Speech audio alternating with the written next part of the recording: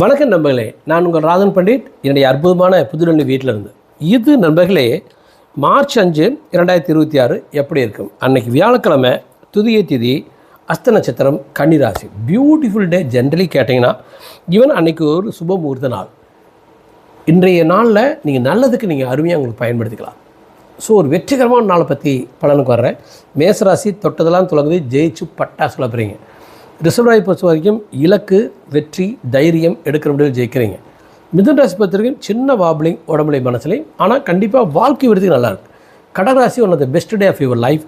எடுக்கிற முடிவில் ஜெயிக்கிறீங்க, தைரியமாக இருக்கீங்க, காலம் நல்லாயிருக்கு.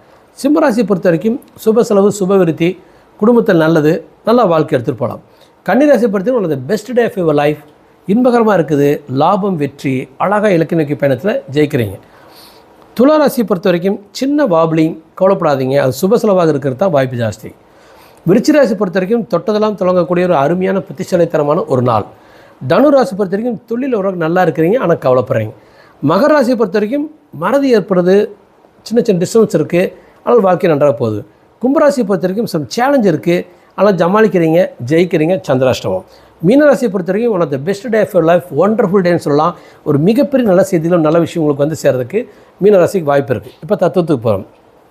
எப்பொழுதும் சொல்கிறதான், மகிழ்ச்சி ஒன்று தான் வெற்றியின் வழிகாட்டி, நிம்மதியும் மகிழ்ச்சியும் தான் வெற்றியின் வழிகாட்டி. எப்பொழுதுமே நிம்மதியாக இருங்க, எப்பொழுதுமே மகிழ்ச்சியாக இருங்க, ஜெயிச்சலாம். நான் நிம்மதியாக இருக்கேன், மகிழ்ச்சியாக இருக்கேன், ஜெயிக்கிறேன். நீங்கள் நிம்மதியாக இருங்க, மகிழ்ச்சியாக இருக்கேன், ஜெயிச்சலாம். காரணம், எல்லா அயோக்கியனும் ஈஸியாக ஜெயிக்கிறான், காரணம் நிம்மதியாக மகிழ்ச்சியாக இருக்கான்.